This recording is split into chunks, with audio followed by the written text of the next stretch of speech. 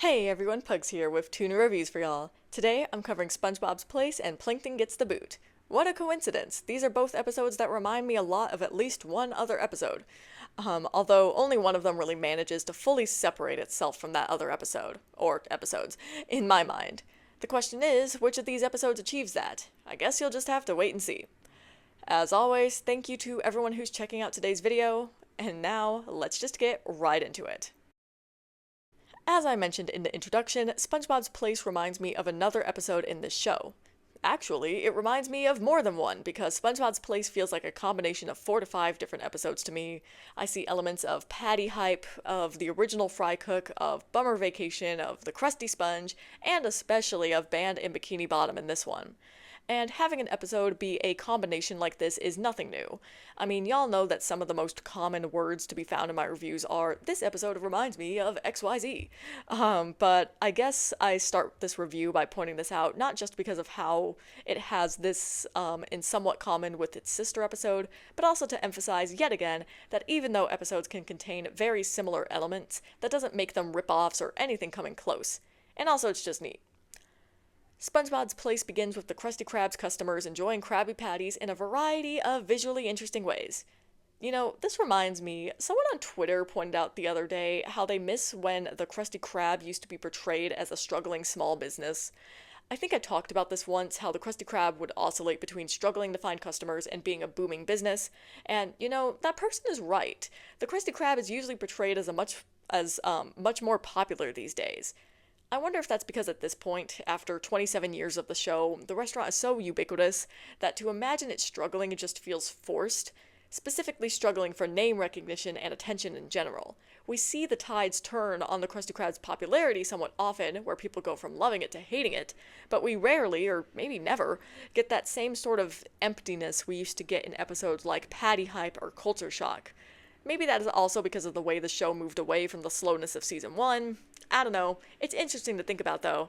Well, anyway, as the episode goes on and the customers start showing their appreciation for SpongeBob as a fry cook, I realized that this episode can be seen as a spiritual successor to the original Fry Cook, as SpongeBob has now reached the level of fame and goodwill that Jim did, except SpongeBob would never leave the Krusty Krab for bigger and better things because of how much he loves it.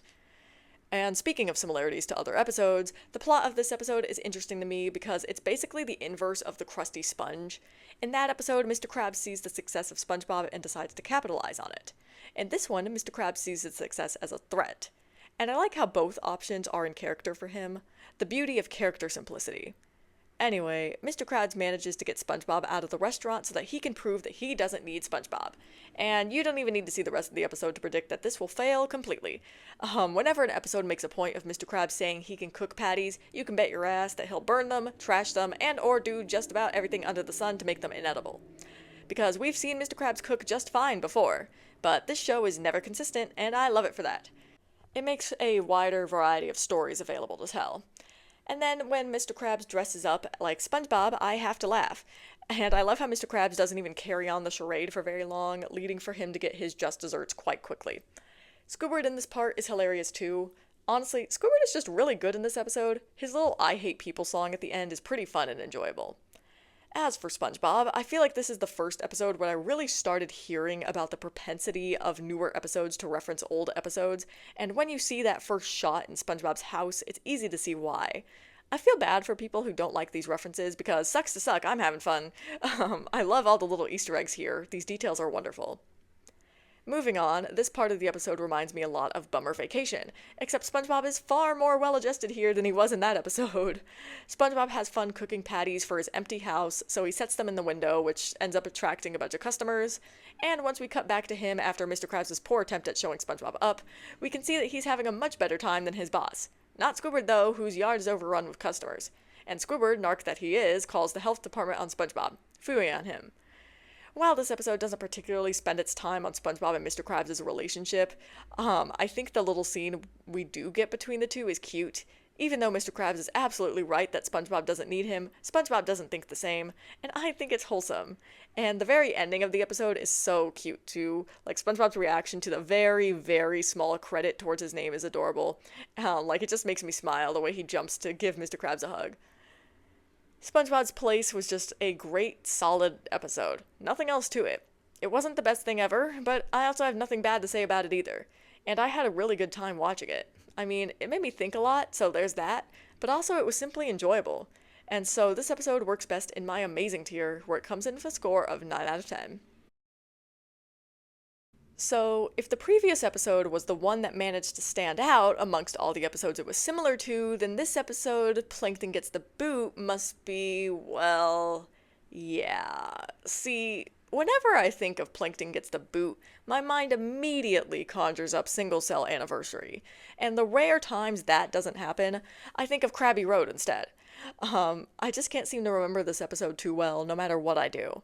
But I will say that upon revisiting it again, this episode is very much its own thing, so don't get it twisted. I like when Plankton and Karen's relationship is given some focus because I think that they're cute, even if Plankton is typically not the best husband, just like he is in this episode. But I don't know, there's something endearing about the two of them, especially when they're done well. Anyway, the beginning of Plankton Gets the Boot of course shows Plankton yet again not being the best husband, but this is far from his worst appearance or anything, so I'm not mad at this. Not that I normally care in that way anyway. And the fight between Karen and Plankton is pretty entertaining beyond that. I really like that they've been giving Karen more to do as of late. She's a main character after all. She deserves some time in the spotlight, even if this is a Plankton-centric episode. Plankton ends up having to crash at SpongeBob's place, no pun intended, which is good for me because this is another duo that I enjoy. It's always nice to see Plankton act in a non-strictly villain capacity. I love how SpongeBob had a whole onslaught of decorations ready to go for Plankton staying over at his house. So cute. I love SpongeBob's infectious enthusiasm. We also get another one of those shots chock full of Easter eggs in this segment. I just love references to previous episodes. It really feels like a bonus you get for being a SpongeBob fan, even if a lot of the times the references are towards some famous episodes. Well, it's actually not even that when you really look. Like, take the shot in question, for example. Sure, we've got references to Fun and Have You Seen the Snail and Pizza Delivery, but we've also got references to Sailor Mouth, Buried in Time, Whirly Brains, Patrick the Game, Arg, Goodbye Krabby Patty, Shanghai, and Opposite Day. Not to mention, not all of these Easter eggs in this shot are easily clocked on a casual watch, so I don't think it's too much, even if there are a ton of Easter eggs in this one shot, because you've actually got to kind of work for some of them. I promise I didn't use the wiki to make the list I did just now. That was just from me sitting there looking at the shot and racking my brain to remember what episode featured each of these items. It's like they included a fun little game for us longtime viewers, and I love that so much. SpongeBob and Plankton having a legitimate friendship in this episode is really fun to see, even if it, like usual, begins with Plankton being prickly and denying any sort of connection with the sponge. This one reminds me a lot of Ghost Host, now that I think about it. Maybe even Can You Spare a Dime? Though that episode didn't have Squidward venting to SpongeBob, necessarily.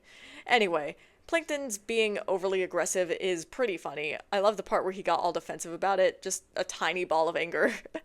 SpongeBob trying to teach Plankton to be a nicer person is also just very entertaining, and Patrick being there too just really makes the Mermaid Man and Barnacle Boy 3 parallels shine, especially with Plankton attacking Patrick. I also think of Walking Small in this segment, but that's more because that was the first time we saw SpongeBob and Plankton working together in a non-adversarial capacity, and even then that's not entirely true, considering it was only falsely presented as that. SpongeBob giving Plankton a makeover is something that, I gotta admit, I wasn't expecting, but it was decently entertaining too. Not as good as SpongeBob and Patrick trying to teach Plankton to be nice, though, but I love a good makeover scene, so this was like full of all the tropes that I like. And the end of this segment with Plankton deciding to come up with a scheme to make Karen jealous was absolutely hilarious. Speaking of this little scheme, once we move to Plankton and SpongeBob in the chum bucket, this scene is also pretty good. I love how Karen doesn't even buy it for like one moment, and I love how once the truth comes out, that this was meant to win Karen back, it actually works because Karen is endeared by Plankton's scheming nature. That is so cute. And I love when Karen likes Plankton for the scheming man that he is. And I loved how earlier Plankton liked Karen for the same reason. They're perfect for each other. That's what I'm saying. Of course, the episode's gotta end with them in a little bit of a tiff. It's funny though, so I don't care. And so I really enjoyed Plankton Gets the Boot. While I liked it throughout its entire runtime, I will say that it was one of those episodes that took a bit of time to really pick up, which does cause it to lose a couple points with me, and in general leaves me unable to put it in the amazing tier, but there's nothing stopping me from putting it in the great tier, which is exactly where it's gonna go with a score of 8.8 out of 10. As always, I'll be ending this video with some closing thoughts of mine. Like last time, I don't really see myself having much to say, although I gotta go back to that one shot chock full of Easter eggs. I had a lot of fun deciphering what came from where. I don't think I missed anything, but maybe I did. I promise I didn't use the wiki. It's more fun guessing on my own. Kind of funny that both episodes in this pair referenced Sailor Mouth in the exact same way, having eels and escalators on SpongeBob's floor. I guess since I listed them in the review of Plankton Gets the Boot, I should try and figure out the references in the shot from SpongeBob's place, right? Well, I mean, other than Sailor Mouth, looking at this shot, I'm seeing references to Club SpongeBob, One Crab's Trash, the camping episode, and or Hello Bikini Bottom. I don't know, these references are harder. Like, the jellyfish net is of course a more general reference to SpongeBob, or like SpongeBob's hanging fish ornament. The tic-tac-toe game could be referring to Patrick at the game. I'm not sure though. And then the Glove World balloon, like to literally any episode invoking Glove World, but probably Rock Bottom specifically. The music player could be referencing Party Pooper Pants, maybe? And the stuffed animal makes me think of Bossy Boots, but I don't know if it's actually from that. I feel like that's really all I've got here, though the dartboard does look like Plankton.